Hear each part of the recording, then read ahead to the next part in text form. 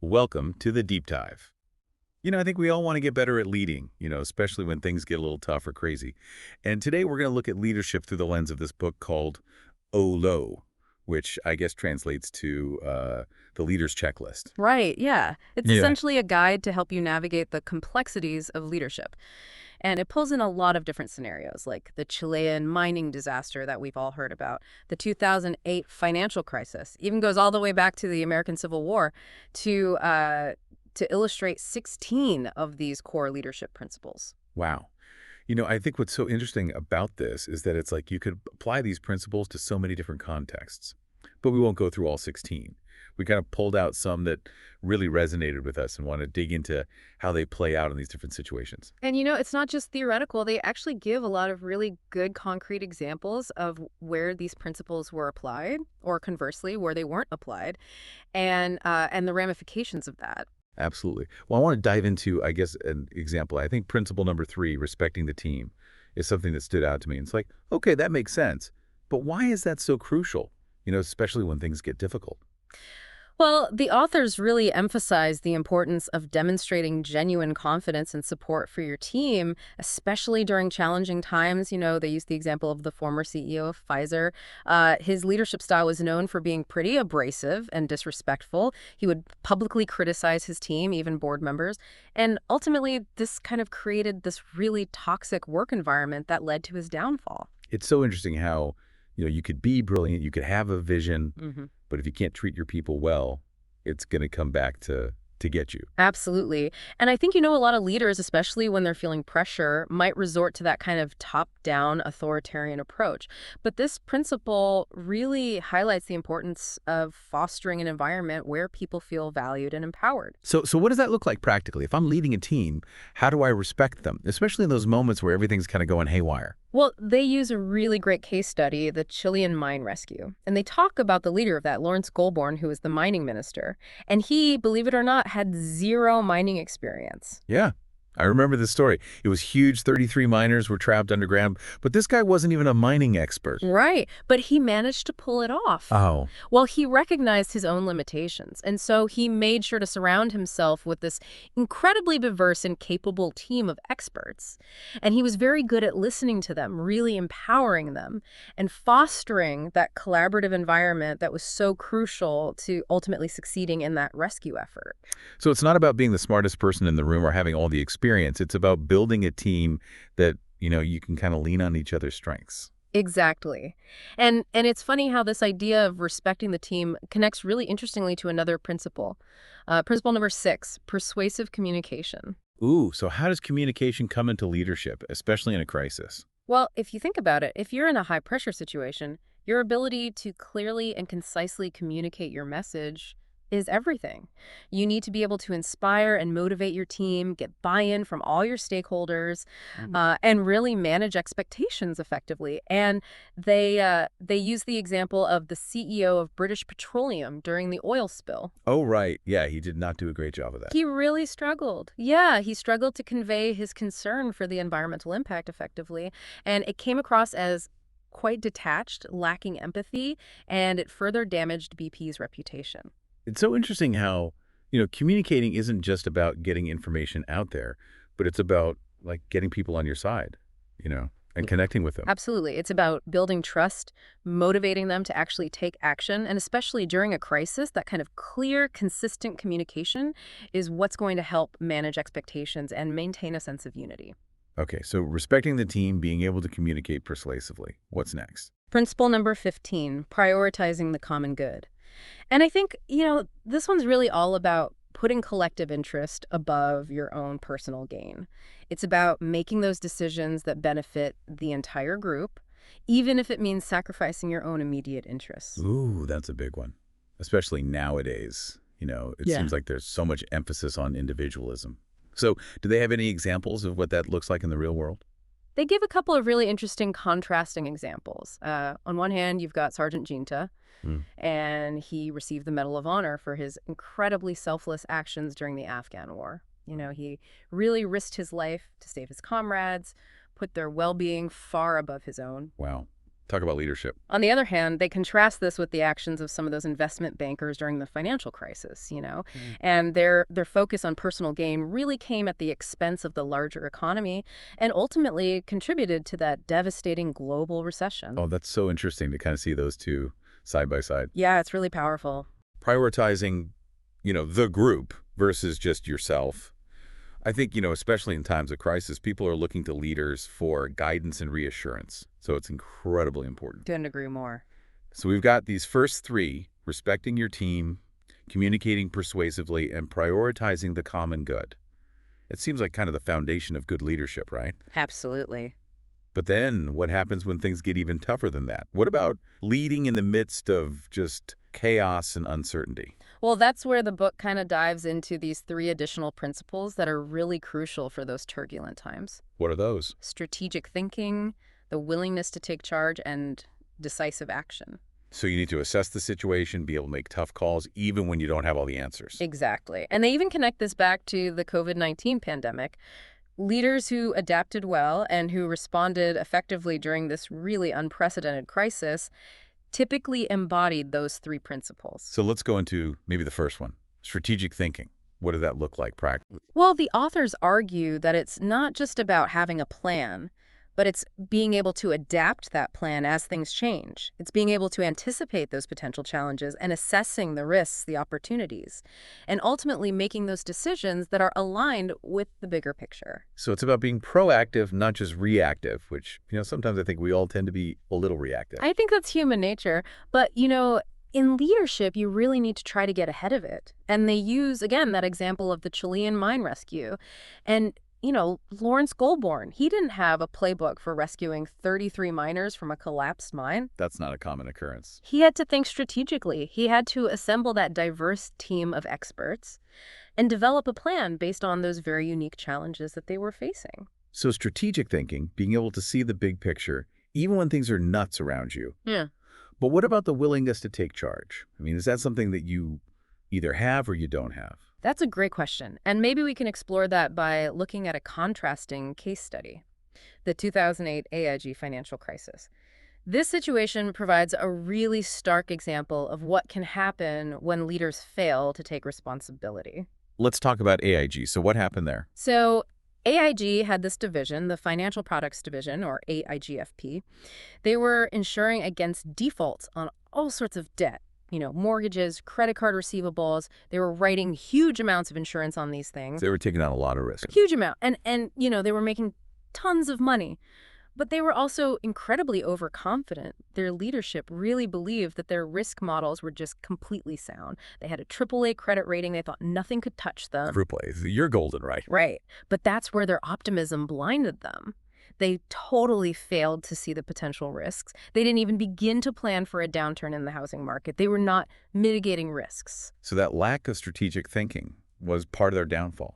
Right. And they also just lacked the willingness to actually take charge when things started to go south. There were warning signs everywhere. Regulators were starting to question them. Their accounting practices were getting scrutiny. The housing market was clearly starting to show some distress. But they were making so much money, they didn't want to mess with a good thing, right? Exactly. And when the bubble burst, everything started falling apart. Lehman Brothers collapsed. Panic spread through the markets, and everyone was scrambling, scrutinizing anyone holding those subprime mortgage assets. And guess what? AIGFP was right in the crosshairs. So their lack of willingness to take charge and actually look at those red flags made things so much worse. Absolutely. And it highlights the importance of having leaders who are actually willing to acknowledge the problems, make the difficult decisions, and course correct, even when it means, maybe taking a hit in the short term. It takes a certain kind of courage, and accountability. It's easy to just ignore it when things are going well, but that's not what a true leader does. Exactly. A true leader faces those challenges head on. And, that kind of brings us to that third principle, decisive action. Decisive action. What separates that from just any action? What makes it effective? It's about making timely, informed decisions, even when things are changing rapidly. When you don't have perfect information, you're under a lot of pressure to act quickly. It's also being able to communicate those decisions clearly and effectively to your team, your stakeholders. So it's not just being quick. It's about having a plan of action and communicating it. Right, exactly. It's that balance of thoughtfulness and timeliness. And again, that Chilean mine rescue, it's such a great example. Goldborn was under immense pressure to act quickly. Of course, lives were at stake. But he also understood the complexity. He relied on the expertise of his team, carefully considered those options, tough calls with limited time, limited information. He didn't hesitate to change the plan as new challenges emerged. And he was always communicating with the miners, with their families, even with the whole world. He was able to make those critical decisions, communicate them, and adapt. Yeah, and he was carrying the weight of the world on his shoulders. It's a stark contrast to that AIG situation where their lack of decisiveness and that unclear communication just made everything spiral. So these three, strategic thinking, willingness to take charge, decisive action, they all go hand in hand. Absolutely. And that brings us to another interesting point. It's not just about you as the leader. The book really emphasizes the importance of building that diverse, high-performing team. Right. Goldborn's success with those miners, it came from putting together this incredible team. Exactly, yeah. And that's actually principle number 14, building a diverse, high-performing team, recognizing that you have limitations, surrounding yourself with people that have different skills, perspective, and experiences. So it's not about being that lone wolf leader, but recognizing, hey, I need some help. I need people with different viewpoints. Yeah, and it goes back to respecting your team, creating that environment where everyone feels valued, where they feel like they can contribute their unique skills. All starting to weave together, Yeah, exactly. And the book goes on to highlight a lot more principles that are key for a leader to be successful. I wish we had more time. Unfortunately, we're out of time for this part of the deep dive, but this is just scratching the surface. We've got so much more to cover. Right. We'll be back with part 2, and we'll continue our look at the leader's checklist with more examples and insights. Don't go anywhere. Welcome back to the deep dive. We're continuing our look at the leader's checklist, and I'm really curious to go a little deeper into this idea of, building a diverse, high-performing team. Yeah, it's so crucial, and I think often overlooked. People tend to, I think, surround themselves with people that are like them, but, to really get that high-performing team, you need all those diverse perspectives. Yeah, you mentioned the Chilean mine rescue as an example of that. Yeah. Goldborn brought together this team with expertise in everything, from engineering to drilling to even psychology. Yeah, it wasn't just about getting smart people in the room. He fostered a culture of collaboration where everyone felt respected. They felt comfortable sharing those unique skills. He understood that he couldn't be an expert in everything, so he relied on, that wisdom of the entire team. That makes a lot of sense. But how do you do that in the real world? If I'm leading a project at work, what are some things I can do to make sure that I'm building that kind of team? Well, I think first of all, recognizing your own biases. We all have them, whether we're aware of them or not. Okay, self-awareness is key. But what then? Actively seeking out individuals with different backgrounds, different experiences, different perspectives. It's about going beyond the usual suspects and really casting a wider net. And then once you have that team, it's about creating a culture where everyone feels safe speaking up and sharing their ideas. So it's not enough to just have, on paper, the diversity. You need to have the culture where they feel comfortable. Exactly. Remember that Pfizer CEO we talked about? His inability to respect his team, to even listen to different viewpoints, that was a huge part of his downfall. Yeah, totally. It was like a toxic environment. Exactly. You don't want to be that leader. No. A good leader understands that their team is their biggest asset.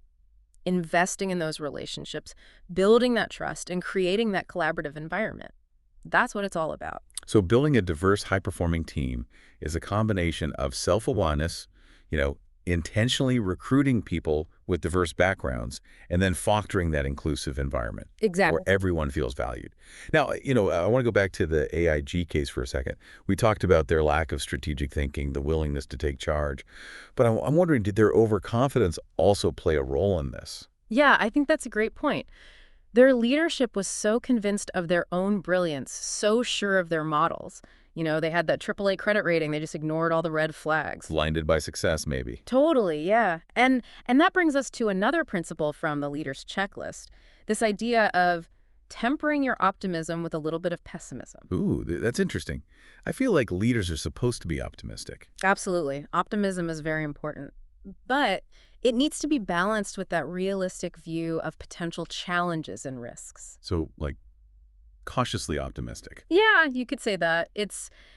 Being able to see the potential downsides, ask those hard questions, challenge those assumptions, even when it seems like everything's going great. So how do you do that practically? How do you balance that without being like super pessimistic and freaking everybody out? Well, it's about creating a culture where it's okay to voice concerns, to challenge things, encouraging that healthy debate, even if it means questioning the leader's ideas. So being able to like speak truth to power, basically. Yeah. And not be afraid of that. Exactly, yeah. And this kind of goes back to that whole respect for the team. If you have that culture of trust, you're more likely to catch those potential problems early on, before they become huge. Right. So finding that balance between optimism and a little bit of realism. Confidence, but also humility. Exactly. Which leads us to another point that the book really emphasizes, the importance of continual review and adaptation. What do they mean by that? These leadership principles, they aren't set in stone. They're not one size fits all. They need to be evaluated, refined based on the context of the situation, what challenges you're facing. You need feedback. So it's a process. It's not like you arrive. It's constantly evolving. Absolutely. And the book gives this really interesting example from the financial services world. This company did some research on the impact of various leadership principles, and they found that some that they thought were critical actually weren't as impactful as they expected. Oh, interesting. Yeah. So what did they do? Did they just toss those out? No, they actually used that information to refine their approach. Maybe double down on the ones that were working and adjust or adapt the ones that weren't. So they were willing to challenge their own assumptions. Yeah. And really be data-driven. Exactly. And that's such a great example of, really being flexible and open to new ideas. I mean, the world is changing so fast, you have to be adaptable to stay ahead. So we talked about, the diverse, high-performing team. We talked about tempering your optimism and then continual review. Are there any other principles that you think really stand out, especially for, leading in today's world? Well, there's one that I think is really powerful, and it kind of ties into everything we've been discussing. It's this idea of motivating the workforce. Motivate the workforce. Seems pretty straightforward. Is it just like bonuses and rewards? It's actually a lot more than that. The book makes this really good point that true motivation, it comes from tapping into people's desires, their sense of purpose, their desire to be part of something bigger. Oh, so it's about connecting them to the meaning of what they're doing. Exactly. Think about those Chilean miners again. Goulbourne, he didn't just bark orders. He constantly reminded the team what they were working towards, right? Saving those 33 lives. He really appealed to their sense of humanity, their desire to make a real difference. Wow, that's a really great example, of how you can connect people to something to get those results. Yeah, and it goes back to that persuasive communication. It's not just the words you say, it's how you inspire people to take action. So all these principles, it's like they're all connected. They are, absolutely. And the book goes even further. It looks at setting clear goals, delegating effectively, building a culture of accountability. But we're running out of time for this part of the deep dive. I know. I wish we had more time. But don't worry, we'll be back for part 3. We'll continue our look at the leader's checklist, and I'm sure we'll have even more great insights and examples to share. Welcome back to the deep dive. We've covered so much ground, all these leadership principles from the leader's checklist. And I want to pick up on that last one we were talking about, motivating the workforce. Yeah, it's really key. Yeah. Especially, nowadays, people want to feel like they're valued, like their work matters. Right, they want to make a difference. And you mentioned, the Chilean mine rescue as this great example of tapping into those deeper motivations. But how do you translate that to the everyday work environment? Most of us aren't dealing with life or death situations every day. That's true. But the principles, they still apply. It's about helping people see the purpose behind their work, showing them how their contributions make an impact, and recognizing their efforts, appreciating them. So painting that bigger picture, hey, this is how what you do fits into the whole thing. Yeah, and creating that culture of appreciation, where people feel valued. They know their work is seen. That makes sense. But what about those times when things aren't so rosy? When you have to deliver bad news or make tough decisions, ones that maybe aren't going to be popular. Well, that's where another principle comes in, from the leader's checklist. That idea of communicating transparently and honestly, even when it's hard. So even when it's bad news, it's better to just be upfront with your team. Absolutely. People appreciate honesty. They want to feel like they're in the loop, even if it's not, what they want to hear. But how do you deliver bad news without, crushing everybody's spirits? Be empathetic. Acknowledge the impact it's going to have. Explain why the decision was made. And, be really clear about what the next steps are. Offer support, help people navigate the change. So like direct, but also compassionate. Honest about the situation, but giving people a path forward. Exactly. And this kind of leads to another principle that, I think often gets overlooked. Setting clear goals and expectations. Setting goals. I feel like that's pretty basic. It seems basic, but it's surprising how often it doesn't happen. People need to know what they're working towards. Understand how their work fits into the big picture and have clear metrics for success. So the clarity, and direction, making sure everybody's aligned. Exactly. And that, again, goes back to motivation. When people get it, when they feel like their contributions are valued, they're more likely to be engaged. Right. It's like it's all starting to connect. Yeah, and it shows that being a good leader isn't about just one skill, It's about having a whole toolbox that you can use in different situations. So the leader's checklist, it's not like a set of rules, but more like guidelines, that you can adapt. Yeah, exactly. And that goes back to that idea of constant review. Good leaders are always learning, adapting based on their experiences. So it's a journey, right? Not a destination. Totally. Always learning and growing. And I think, honestly, one of the biggest takeaways from this book is just the importance of humility. Humility. How does that fit into leadership? It's knowing that you don't know everything, that you'll make mistakes, and being open to learning from them, seeking advice, and creating a culture where it's safe for people to speak up, even challenge you. So leading with curiosity, with the willingness to learn, not ego. Absolutely. And I think that's a really powerful lesson for any leader. Wow.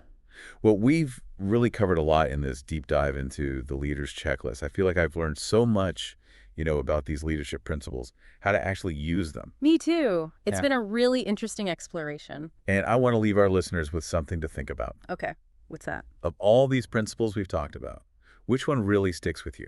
And what's one small step you can take, like today, to actually start using it? That's a great question. Take some time and think about it. Leadership is a journey. It's about growing, evolving, and with a little effort, we can all become more effective leaders in our own ways. Well said. That's it for our deep dive into the Leader's Checklist. Until next time, keep learning, keep leading. See you next time.